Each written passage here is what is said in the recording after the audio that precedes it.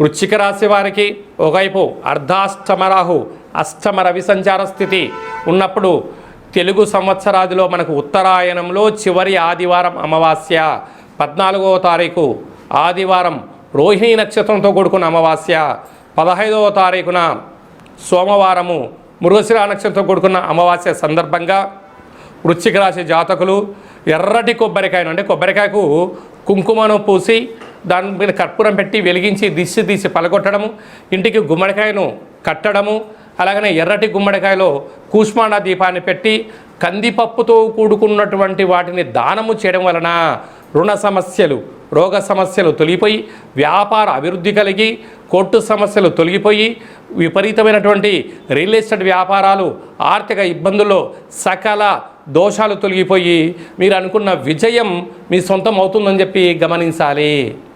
మీ వ్యక్తిగత జాతకం తెలుసుకోవాలనుకుంటున్నారా?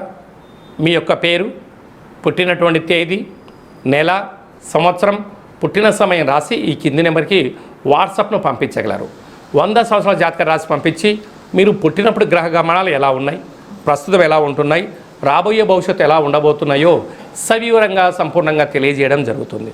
అలాగనే డేటా బర్తులు లేనటువంటి వారికి మీ పేరు యొక్క మొదటి అక్షరాన్ని అనుసరిస్తూ రాశి యొక్క స్థితిగతులు తెలియచేస్తూ కాళభైరవ ఉపాసన చేత అనగా రమణ శాస్త్రం ద్వారా భూత భవిష్యత్ వర్తమానాన్ని తెలియజేయడం జరుగుతుంది. ఈ కింది నెంబర్ని అపాయింట్మెంట్ తీసుకొని సంప్రదించగలరు.